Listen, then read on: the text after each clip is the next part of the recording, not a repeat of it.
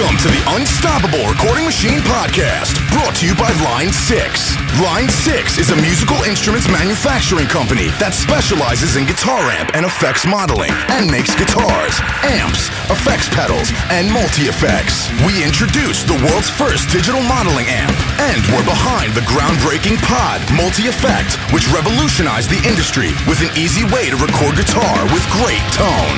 Line 6 will always take dramatic leaps so you can reach new heights with your music.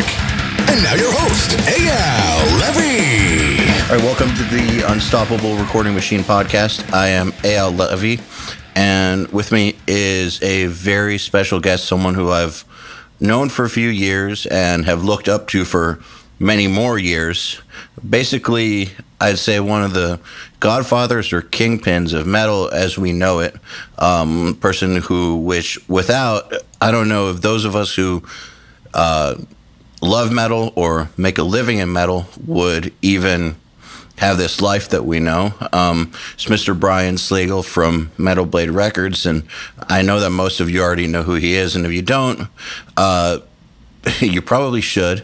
And I know you've heard of bands like Metallica, bands like Slayer. You've probably heard of bands like Cannibal Corpse or As I Lay Dying or Between the Buried and Me or Black Dahlia Murder. The list just goes on, and over the years of bands that he's either directly helped launch or indirectly helped promote or been a supporting cast member of, like, for instance, who hasn't heard of Lamb of God, right?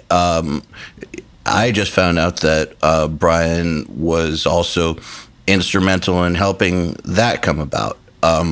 Another huge band. So this guy basically has helped shape metal as we know it, and he just put out a book called For the Sake of Heaviness, which I read very quickly, actually. It's a very easy read, but one thing I will say about it, that besides it being an interesting history of this genre we know and love, it also has a lot in common with other biographies and autobiographies I've read about people who have done great things. And there's some themes on that I'd like to explore. But first, I just want to thank you for coming on and for taking the time to talk to me.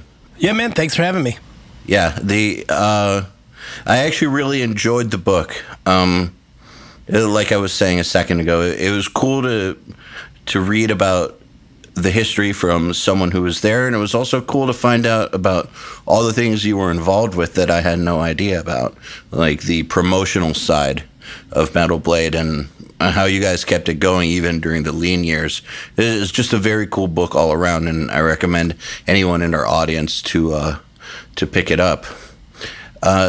There's a few things I wanted to touch on in there that kind of, I guess, hit home for me. The first theme was about perseverance, and you said that before you even knew that you wanted to start a label, you would go to 250 shows a year, and that you were basically living, breathing what existed of metal back in those days, but that you had no like goals of starting Metal Blade or anything like that. You were just in it because you loved it. Could you talk a little bit more about what drove you in the early days when you didn't have some sort of an end goal in mind, or you weren't making money, you were still living at your mom's? Like, how did you keep yourself on track?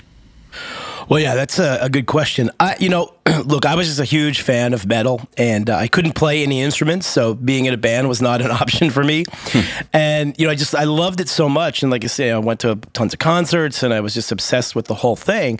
And I just was trying to do anything I could to help promote the music I love. So, I started the first ever U.S. fanzine, the New Heavy Metal Review, and then started working at a record store, bringing in tons of imports, started helping the local radio station, program their metal show, started booking shows around L.A., and then when I kind of realized that there was some sort of a scene in LA with, bands like Motley Crue and Rat and Steeler and Bitch and everything, I was so influenced and heavily motivated by the new wave of British heavy metal and their kind of do-it-yourself attitude that's when I got the idea to put together a compilation album of local LA heavy metal bands. And again, doing none of this thinking that I'm going to have a career doing this or anything. All I really cared about was I love this music. I want other people to hear it. That's why working at a record store was a blast, because people would drive in and I'd say, hey, have you like metal? Have you heard Iron Maiden? And they go, no. And I'd play like, oh my God, this is great. Or have you heard Accept or Merciful Fate or whatever it was? And people would just drive up and say, hey, what do you have that's new, that's cool? So that was really fun. And it was kind of the same thing with doing the first compilation record, was just putting it out there and having people hear the music and realize what was going on in LA. And again, I was never thinking I'm starting a label or anything like that. And I was just doing it for the love of the music. We were all doing it for that back then. If you'd have told any of us starting in 82 or 83, Slayer, Metallica, Motley Crue, anybody that was in LA at that time, that this would go on to be such a huge thing, and that we'd still be talking about all this stuff 35 years later, we all would have said, you're completely nuts. We were just all music fans who loved what we were doing, and we're just lucky enough to be in LA at a cool time.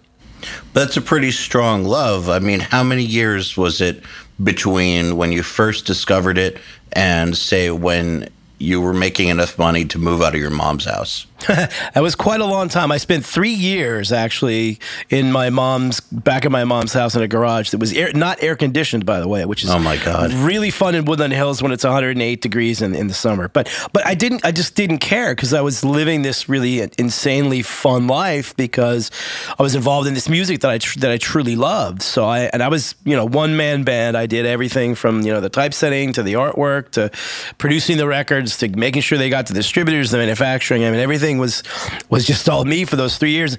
And I think back at that, it was 7 days a week, probably 18, 19 hours a day.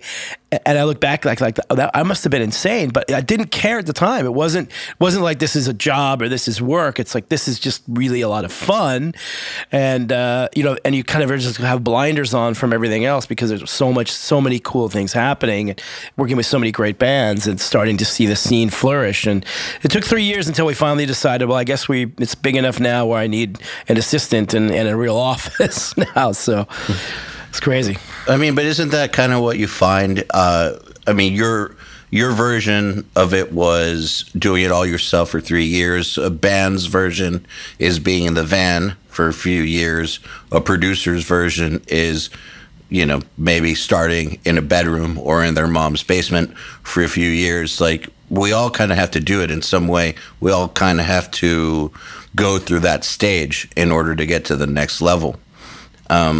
And I think that the one thing that I've noticed among people who I know who have stuck it out and who have done something really, really great with their lives or something really cool is that in those first few years, what drove them was love for what they were doing. Yeah, totally. And you have to really, really love what you're doing, because, same thing, bands go their first tour. They're going to go out there in a van or a car, sleep on people's floors, but they don't care because they're doing what they love to do. And I'm not so sure that mentality is still around today. I think that's a bit of an issue with why you don't see a lot more bands getting kind of bigger as time goes on, because it's really, a lot of people in this day and age, everything's, instant gratification, and everything happens so fast. It's like you still have to pay your dues. But when we were all paying our dues, we didn't really think we were paying dues. We're just like, we love what we're doing and we really don't care what the situation is, because we all pretty much came from nothing anyway. So it wasn't such a big deal to have that struggle. So you touched on something interesting, which is that you're finding it hard to find bands that will pay their dues. What do you think paying your dues means for a band in this day and age? Is it the same as it was, like, say, when my band was trying to get signed in 2005? Or do you think that it's a different thing now? I think the problem is we'll come across a really good band and we'll put out a record, and there'll be some sort of, buzz on it. And then they might go out on a tour and realize it's difficult. It's not easy. And I think a lot of bands now kind of think like, well, all I have to do is form a band, put out a record, and all of a sudden everything's going to be great. And it's not that way. It takes a long, long period of time. And, or you develop a band for a couple of records and they go on a couple of tours and they kind of get to the point where they're just ready to kind of make that next step. And, well, I don't know, my girlfriend wants me to stay home more. My mom says I should go get a real job, or, all these excuses, or it's really, touring is really hard. And, I never saw any of this back in the early 80s, and we just didn't care. We'll do it no matter what. That was our singular motive, and we were so in love with it. And a lot of times these days you see that. I mean, really in the last 10 years, we've seen maybe one band kind of break through, and that's Ghost. And nobody else has really done it. A lot of bands have kind of gotten, kind of to that point, and they haven't really done it, or they've gone the radio route, which is a whole separate thing. But yeah, it's interesting. What do you think sets Ghost apart? Well, I mean, they're doing something really different. Musically, it's very much harkens to the old school, Bloister Cult, that sort of, late 70s, early 80s vibe. And then they've also got this amazing imagery and stage show. And again, they love what they're doing. The main guy who's been, doing this from day one is, this is his passion. And, he's got stuff going outside of the music, but this is his passion. He'll do whatever he needs to do to make it successful. And, again, you don't see that as much now as I would like to see it, I guess. So I guess when you do finally come across it, it must be like, holy shit, breath of fresh air. Yeah, but you still never know, how these things are going to turn out. But I'm super happy that they're, at the level they're at now, and they're definitely one of these bands that look like in the next couple of years will really break through, hopefully. Well, speaking of not knowing how things will turn out, there's another theme that I found in your book, which I find has a lot in common with other autobiographies and biographies I've read, which is the way that you handled either rejection or losing partnerships. Seems like you handled them in very, very positive ways. And one thing that I've noticed is people who do great things know how to take rejection. They learn how to take it, or they learn how to take splitting off from a former partner and how to spin it into something good, or not get crushed by it. And, you talk in the book about how eventually some of your bands left you and went to major labels, which I'm sure was not an easy thing to deal with, but you're still friends with these guys 30 years later, and it's still a very positive thing, and you still went on to do more and more great things with the label. Whereas I know people who, they get fired from a band and they never recover, or they get fired off a record as a producer and they just can't take it. And that's it. It marks them forever. But, you talked a lot about losing these bands that you helped build a career for. And then you just kept on going and even stayed cool with them. Like, can you talk about that a little? Was that easy for you? Did you just do it naturally, or was that a skill you had to develop?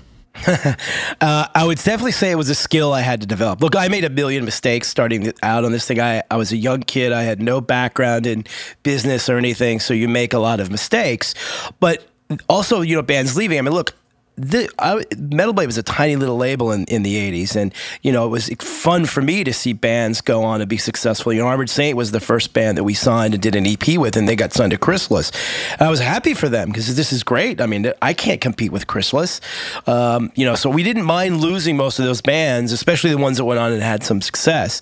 It's kind of a bummer when they leave and it's not as successful and they end up coming back. But I never looked at it like somebody stealing the band or anything. It's like, look, I want them to be successful. So if that means that they have to go on to a major label, because at that point the major labels could offer them way more than I could offer, it made complete sense. And I was just happy that the scene was getting better. And again, ultimately my bottom line is I'm in this because I love the music.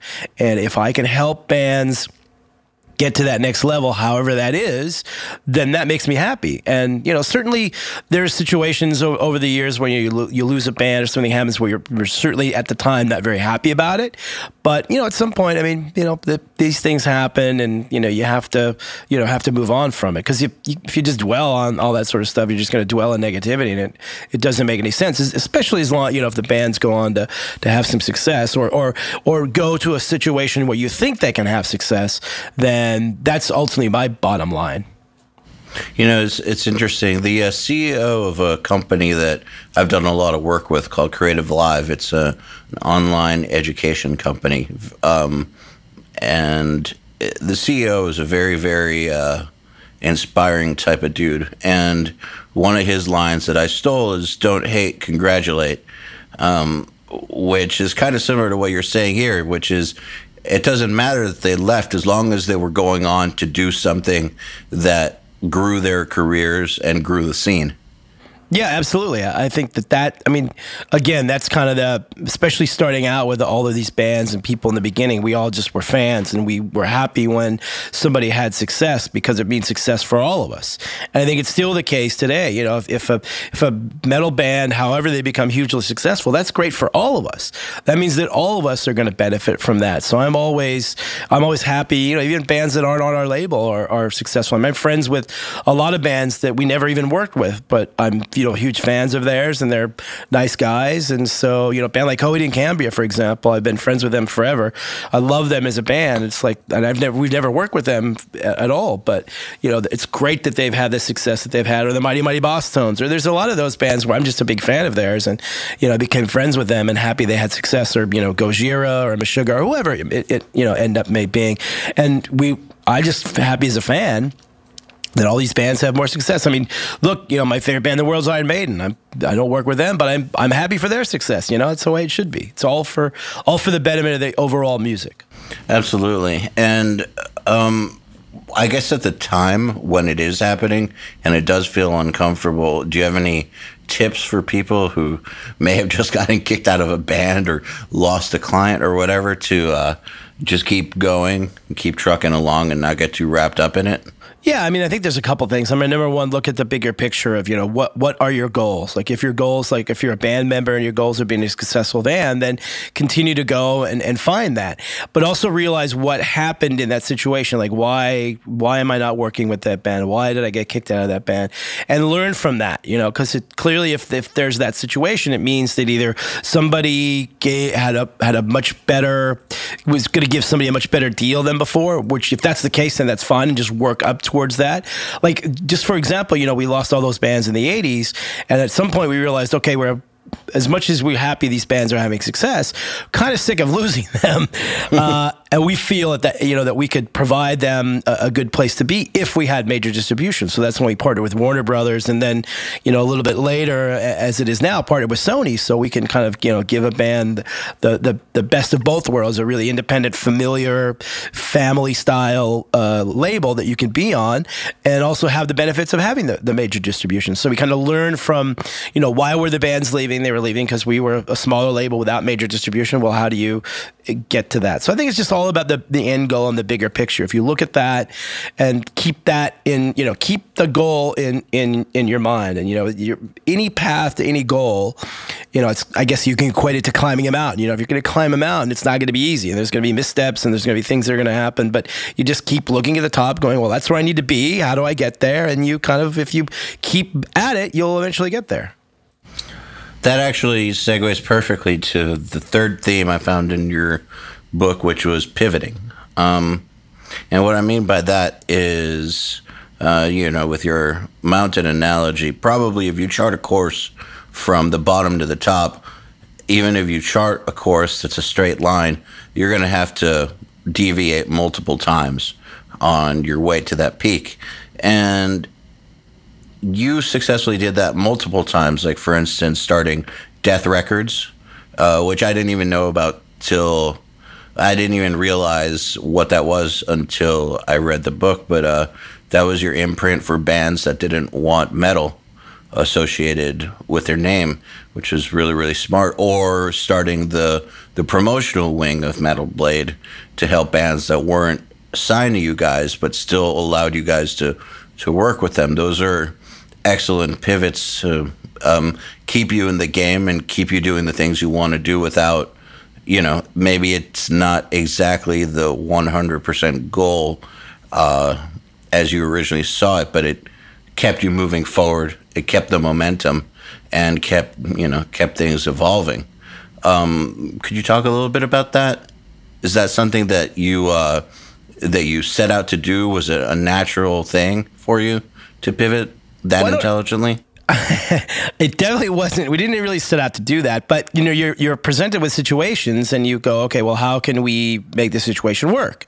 And that's, you know, kind of a bigger thing just in business, because you're going to always have situations, and it's like, okay, well, how can we make this work?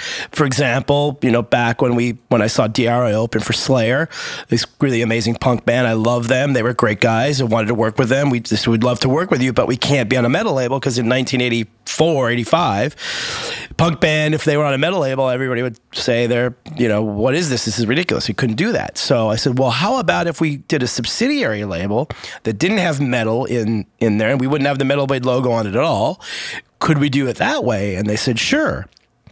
So that's when we started Death Records, and we signed DRI, COC, Dr. No, The Mentors, Cryptic Slaughter, a whole bunch of really cool bands that were all these punk bands that we would never be able to work with, except for the fact we had this subsidiary label. And once we signed DRI, kind of, that was the first, domino that kind of fell, because other bands would go like, oh, wow, DRI signed with them. Well, okay, cool. Then COC goes, sure, that's cool that you have DRI, because they're friends. And I first found out about DRI through Slayer, because they loved them, and they actually had them open a couple shows in LA, which I was like, are you sure you want a punk band to open? They're like, yes, we want them. I'm like, all right. And it worked. Like the metal kids loved it. It wasn't what I thought it might be. So there's a situation where we wanted to work with some bands, and we couldn't do it the way we wanted to do it. So we kind of, created a scenario where it would work. And the same thing was going on in the whole grunge movement in the 90s, where, I love that movement. I think that it needed to come in and kick whatever. Metal was kind of a joke at that point. It was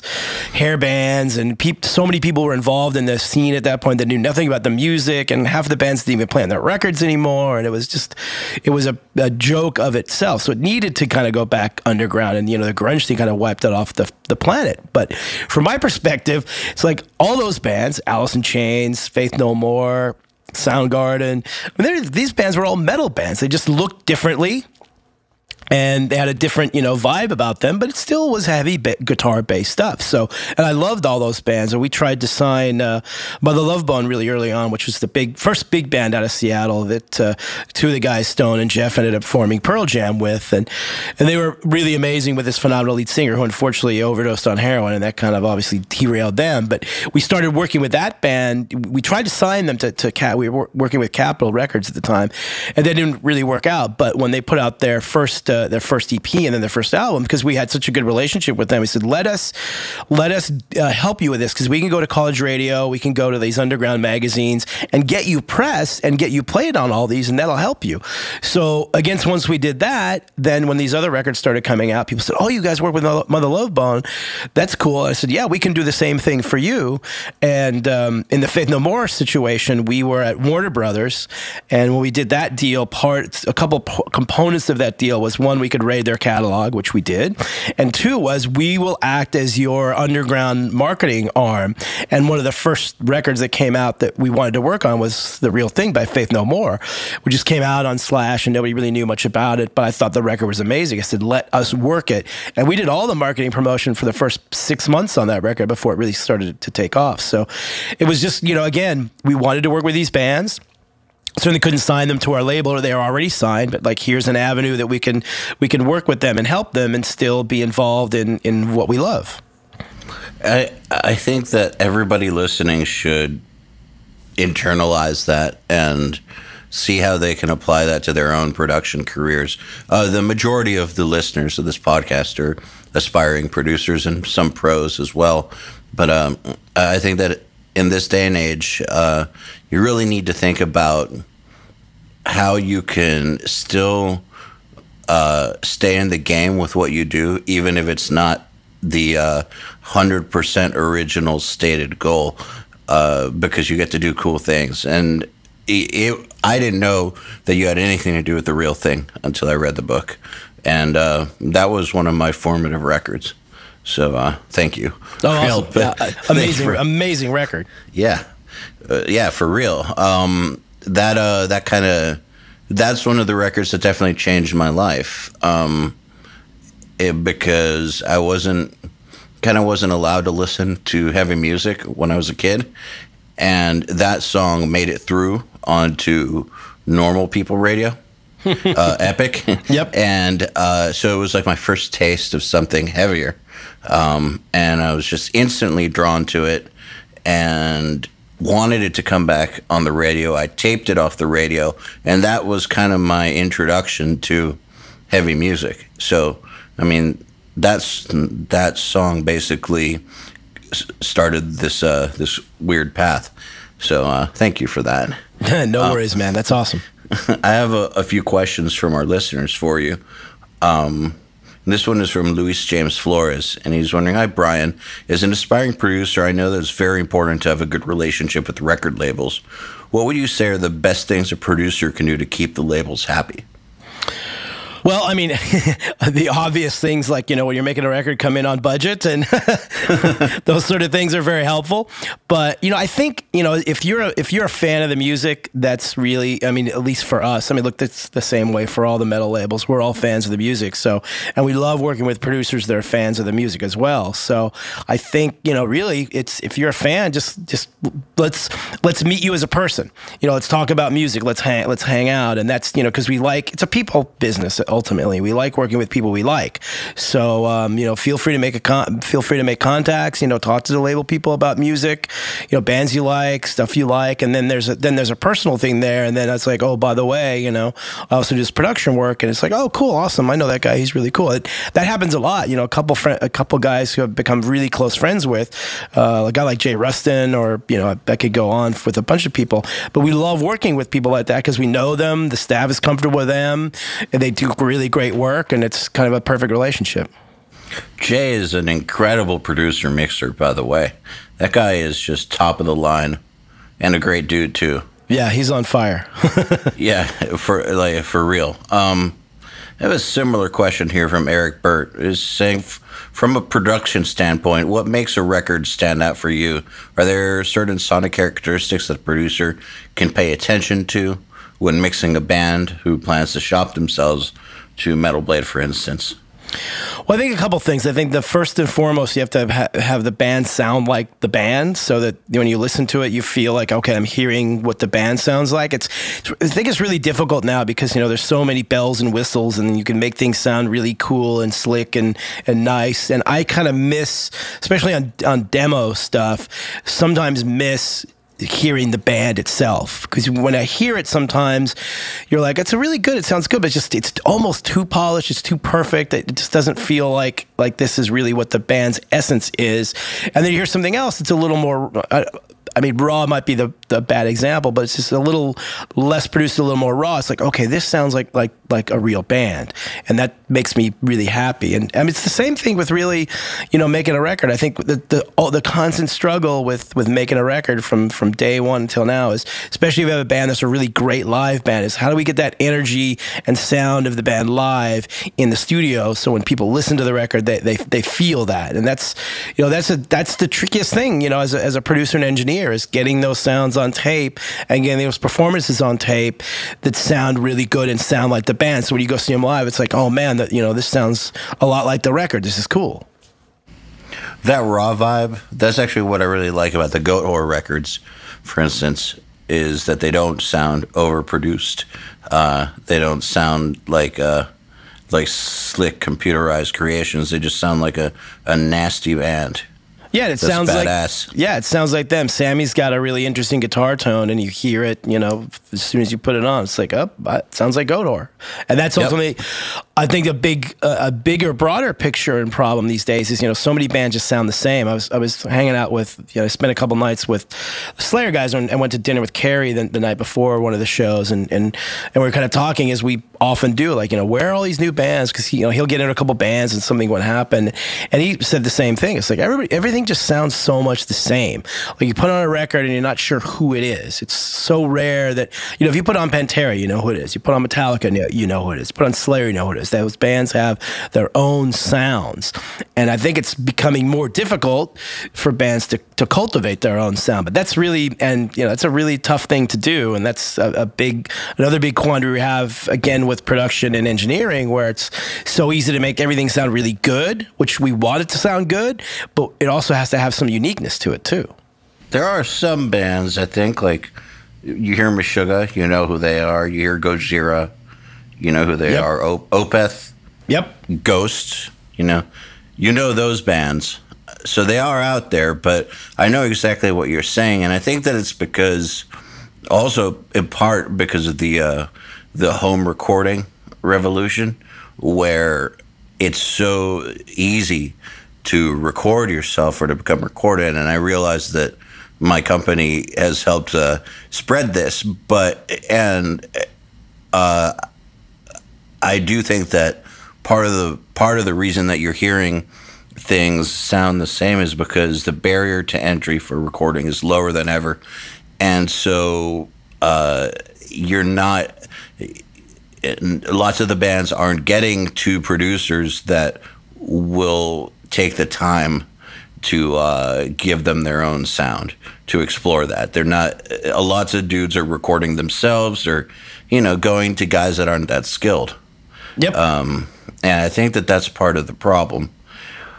I don't think that's going away, though, because I don't think that there's going to suddenly be less people recording themselves. Kind of like with downloading, or I know that we're moving to streaming, but I don't think that the trend is going to suddenly reverse itself and CDs are going to come back or something. I think people are going to need to learn how to make it work for them. I agree. It's tough, though. Here's a question from Maximilian Scheffler, which is, what do you think are the benefits of being signed to a record label as opposed to releasing stuff on your own in this day and age? Well, really what we've become as record labels is, the traditional record label is obviously not the same way. It used to be, we'd sign a band and you'd provide them with everything and, do all this different work. And it's a lot different now because a band could conceivably record something and put it out there on their own. So what we've kind of morphed into, and us and certainly all the other independent labels have done, is we really almost are like a service company, where like when you sign with a label, you get the traditional record deal and all that sort of stuff, but you get a massive team of people that are going to help promote your record. And we've taken a lot of time to really cultivate our social media and a lot of these things to really help benefit the band. And we have more Twitter followers, Facebook likes, Instagram, all this sort of stuff than a lot of the other labels, because we've been doing this for a long time. We have a whole team of people that do this, as now do all the other labels.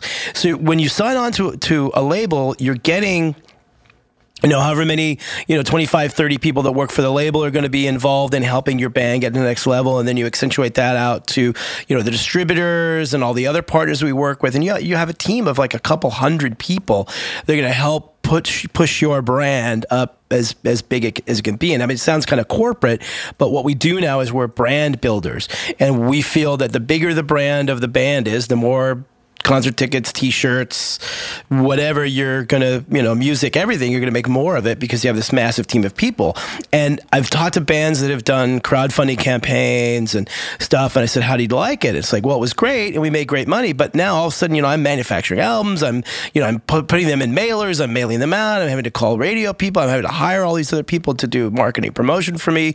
It's a lot of work. And I go, well, yeah, would you do it again? Like, I don't think so, because it's not easy to do, especially if you get up to a certain level. And you even look at, like Prince and, famously these other people try to do it on their own, Radiohead, and they eventually go, we need to go back to the label because there's just so many other services that are provided by that you really have to have that team behind you if you're going to have any success. Well, it's like if you get big enough, or you are big enough to where you're doing it all yourself, basically it's not like the guys in the band, if you're big enough, can actually do it all themselves. So they'll have to outsource and hire a bunch of independent contractors to do all the stuff a label would do. And then at that point, why not just be on a label? Yeah, I mean, unless, Metallica's kind of doing it that way now, where they have their own label, but they have a massive team of people that they hired and support, and their management company does. It takes, because they're so huge, they can kind of do it and make it work, but it's really difficult. And then you're just partnering with a label and saying, okay, well, we need all these services, so just like do all these services and we'll pay you for it. So it's, either way. But you can only do that at a really super high level. I think otherwise just, you need, my feeling is, you're a band, you need to concentrate on your music and your live show and doing all the things you need to do. You don't need to be talking to all these other various people down the road. You need and really this day and age, you need a team of people working together to get you to be successful. I look at it like a car. If you you have four wheels on a car all moving in the same direction, that car's going to go fast. So if you can find a label, a management company, an agent, a lawyer, and a band all on the same page, all with the same goals, that car is going to move really fast. If you have any one of those elements not there, then it's like having a flat tire. You're not going to go anywhere.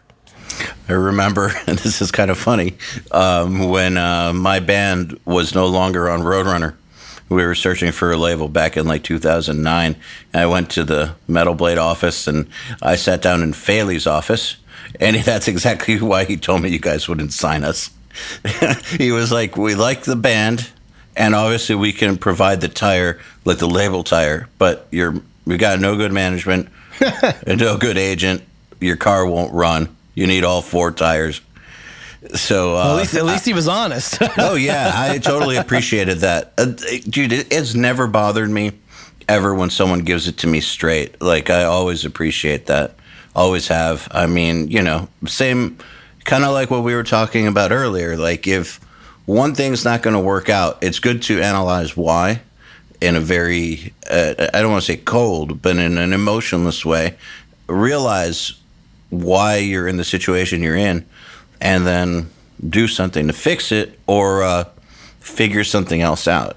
And I really did appreciate him taking the time to tell me that he didn't have to do that. He could have given me a California no. You know, for anyone not listening, I mean, for anyone who doesn't know what the California no is, that's when someone says, yeah, it's cool, and then just like never gets back to you. So there you go. Yeah, he didn't have to take the time to like say, look, your band's cool, but you got no future because of this and this, and so we're not going to sign you. That was great. It actually that helped solidify that I was going to move to Florida and do the production thing for a few years, which was the reason that I'm doing what I'm doing now, which is the best thing that could have ever happened to me. So I always appreciated him rejecting me to my face and giving me that analogy, which I think is one of the best analogies I've ever heard for a band being successful or not, because I can't tell you how many times I've seen bands come through the studio or whatever, who they've got really cool music, or a label cares about them, but their manager is a shithead, or their agent's a shithead, and it just doesn't work. Or they've got a cool manager and the band is cool, but it's a shitty label and nothing happens. So you're absolutely right. They all have to be in alignment, in harmony, in order for the vehicle to run. Yep. Here's one from Jeff Gaston, which is curious as to where the Goo Goo Dolls signing in their early punk rock years into their beginnings as college alternative rock band fit into the Metal Blade brand. I don't remember any other punk rock bands in your catalog. Also, how did the legal battle between Metal Blade and the Goo Goo Dolls affect future contracts between your label and artists? Well, yeah. Well, obviously we did. We had, Goo Goo Dolls were another band that was on Death Records as well. So, we had DRI, COC, and all the bands I mentioned before. And the Goo Goo Dolls were, Mike Felly, who mentioned earlier, has a connection, and he grew up in Buffalo. He has a really good connection there that brought us both Cannibal Corpse and the Goo Goo Dolls. He brought the Goo Goo Dolls to one of our A&R guys, William Howell, the first record they put out, and William thought it was really cool. He came to me and said, hey, I really like this band from Buffalo. They got a cool vibe. What do you think? And I listened to the record. So this is really cool. It's like kind of a cool, punk rock vibe, a little melodic, but they were just really fun. And we saw them live, and they were incredibly fun and amazing live. So we ended up signing them just because we thought this is a really cool band. Like what they're doing. It's super punk rock. And back then, when they first started, it was, no ballads, all punk rock. Robbie, the bass player, sang half the songs. Johnny sang the other half. And they're this really just cool, fun, punk rock band that we really liked. And then as time went on, they kind of got bigger and bigger, and we always felt that they were going to be really big. The vibe was just there, and it was eventually going to happen. Then when we partnered with Warner Brothers, we were both working to really make this thing happen. And on the big breakout record, A Boy Named Goo, it's kind of funny. I talk about this in the book as well, where Johnny had this song name that he had just written. It's an acoustic song, and he kind of wrote it just at the very last minute. And they recorded it when they were making the record, and he said, hey, listen to this. I'm not sure if I should put this on the record or not. What do you think? And I go, it's a good song. Why not put it on the record? It's a great song. song Can't Hurt. So we put that on the record, and then one day Kevin Weatherly, who was the program director of K-Rock in LA, which at the time was the radio station in LA, he just out of the blue one night decided he was going to play Name on the radio station and see what the reaction was. He played it and it went through the roof, and the band exploded from there, and then kind of went into their, you know, I guess adult rock or whatever you want to call where they're at now. So they kind of took a little bit of a turn, but if you go back to those early records we did, I mean, it's really just a cool punk rock, cool fun punk rock band that went in that direction. And, you know, like anything happens when a band gets super successful, everything has to change. And, you know, that's kind of the road that happened with the Goo Goo Dolls, where, you know, they got super successful, so they wanted to renegotiate all the contracts, which absolutely happens. And all that stuff got sorted out, and everybody's happy in the end. And didn't really change our agreements or anything. We didn't change the agreement because the agreement was not a good agreement. It's just, well, you know, once a band gets to that point, things change. We do that all the time, and we continue to do that sort of thing. You know, it's interesting that you say that. One thing that I think a lot of baby bands don't understand is that if you become successful, your initial deal will probably get renegotiated.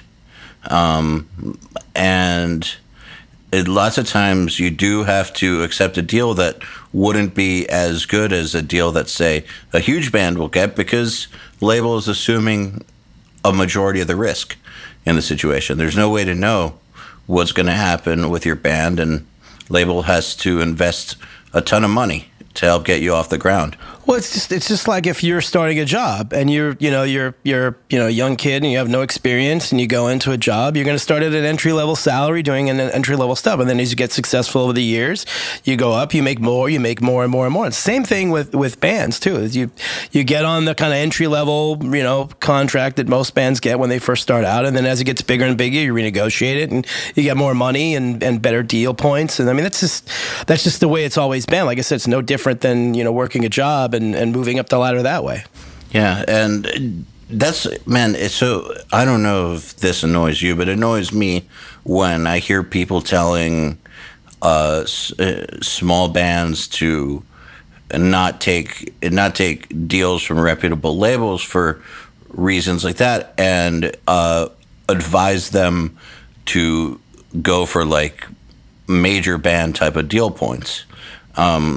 I don't know if you've encountered this, but I've definitely seen it on my end at the studio with bands that are in the process of getting signed, or just reading articles online from people advising bands. Or have you ever seen that? Have you guys lost any bands who you were trying to sign who just wanted way too much for their level? Yeah, all the time. I mean, not as much now as we probably used to see it back, like, you know, certainly the 80s, and, you know, we've seen that before. And the problem with that is that 9 times out of 10, those bands don't ever become successful, because you've already set the bar so high that if your first record comes out and it doesn't do really well, which a lot of times first records don't, especially this day and age, you know, all of a sudden you owe the label a lot of money, and, you know, the manager's not making any money, and nobody's really making any money. So you don't really have a chance to, you might not even have a chance to make a second record. And if you do, it's probably going to be significantly less than what you did on the first one. And you're already setting yourself up to be in a bad position, where just a lot easier to go in. And again, if you got the right team behind you, everybody wants this to be successful, and everybody wants the bands to make money and have fair deals down the road. But you have to do your due diligence with the labels, you know, whatever label you're talking to, like, look, you know, what do bands say about the label? What do bands have been on it before? Have they ever, you know, had issues, you know, that sort of thing. And then you kind of know going in where things are at. But, you know, all of us metal labels, we're the same thing. If you're going to sign to a deal, you start to sell records, it's going to be a lot better. And then you're in the control position. Because I tell all the bands all the time, like, we work for you. You don't work for us. You don't work for your managers. You don't work for the lawyers. Lawyers, managers, merchandising companies, labels, we work for you. So you're in a better position if you start selling records to be able to work out a better deal for the labels, because all of us, you know, want the bands to be happy. The last thing you want to have is an unhappy band in a label. It's not good for anybody. So, you know, we want it to be happy. Like I said, just like if you were working at a company and you start doing well, you should be compensated, and the employer wants to compensate you because you're doing a good job. It's interesting, the whole thing about the industry working for the bands.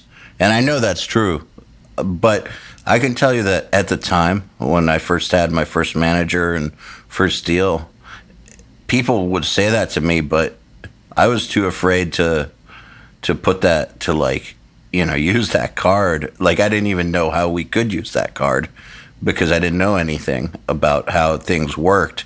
So that's a tough card for a new band to really understand. Like, you know, if their manager says you should do this or label says you should do that, it's hard. It's hard to be like, actually, no, you work for me, and I say no. Or something. Well, it's tough. I would totally say, though, that we've had situations with bands where either the manager or us will say, like, hey, what do you guys think about doing this? And they'll come back and say, no, that's not really us. And it's like, all right, well, I mean, you know, it's ultimately their decision. So, you know, we do see that sometimes. And, you know, a lot of the bands that are really have a conviction about what they want to do will tell you that. I mean, it doesn't have to be like, you know, you work for me sort of thing.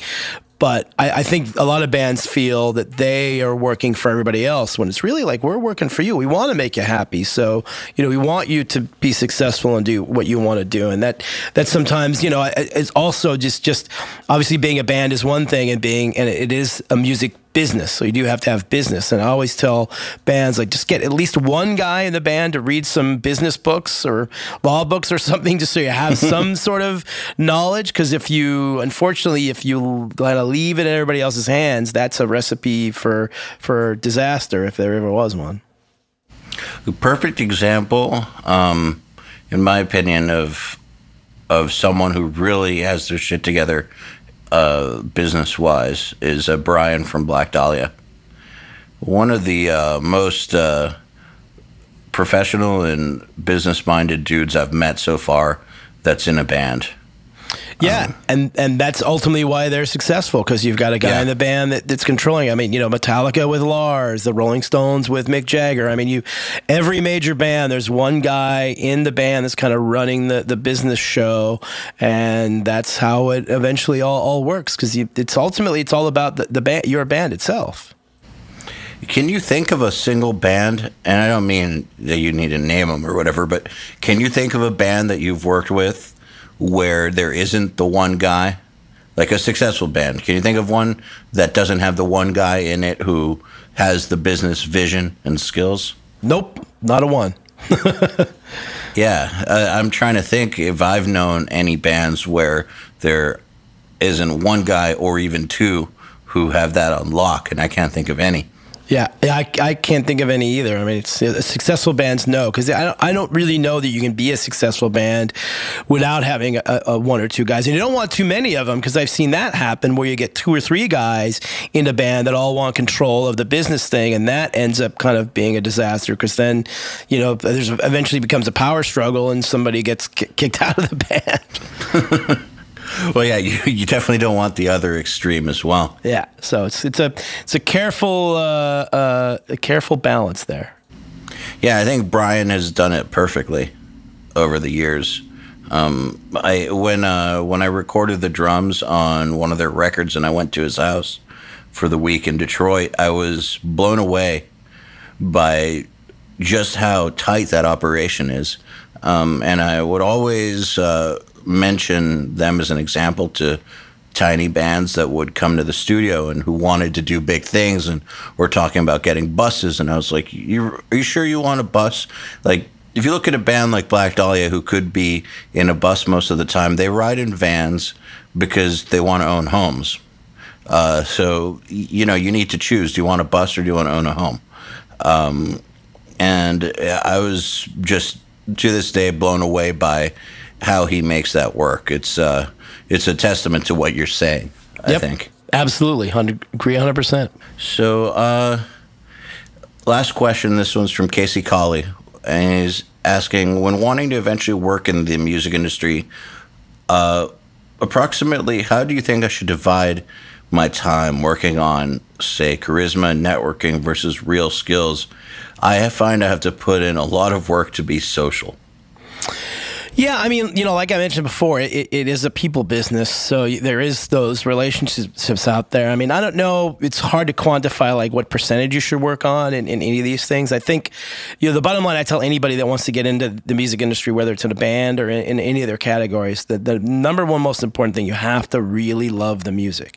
If you really, really love the music, and that's your goal for being in the industry, then you're going to be successful. So that's the number one most important thing. And then all these other skills will kind of, will come in. I mean, if your goal is to be a recording engineer, producer, the core of that is you do need to have the skills to be able to work all the equipment and stuff. So, but once you have that done, then, the networking thing is very, very important, because it is a people business. And, we like to work with people we like. And, you could be the best recording engineer in the world, but if you're operating in a vacuum where nobody knows that you exist, then that's going to be very difficult. So there is a bit of give and take there. I mean, I spend an exorbitant amount of my time, hanging out with the bands and going to functions and meeting people, because just the other night I was at Slayer in LA, and I was hanging out at the Forum Club in between bands, talking to a bunch of people. I was talking to this one guy, and we came up with this really interesting idea about doing some really cool stuff that he's kind of been wanting to do, and I said, I'm completely on board. And just out of that 5-minute long conversation at a show, something really cool, very, very well may happen out of that. So there is a lot of that stuff. I find it, you tend to do a lot more business that way than, just emailing or social mediaing or any of that stuff, which is all important, of course. But ultimately, being even in this day and age where it's all digital and social, and it's really easy not to be have that human touch. Nobody talks on the phone anymore, which is fine. I kind of like text me. I'd rather text than talk on the phone anyway. But yeah, totally. But seeing somebody face to face, sometimes you come up with interesting ideas. So that element is pretty important as well. Well, I think it also needs to be said that metal, kind of being a counterculture, has typically appealed to kids that don't have the best social skills and aren't necessarily the popular kids in school or whatever. So I wouldn't worry about it too much. That's kind of almost accepted. You just have to make a little bit of effort. But there's a lot of leeway granted, I've noticed, for people who aren't necessarily your traditional life of the party. I met lots of guys that are socially awkward who do great in the scene. Oh, totally. But we're all the same way. I mean, I was not Mr. Popular in high school or anything. I hated high school. I never went. And but when you get into this world, it's it's a huge metal family, and we're all a little off. We're all those kind of people. So you're like welcomed. It's like, wow, these people are all like me. So I tell that to people, like you said, that are a little shy or socially awkward or whatever.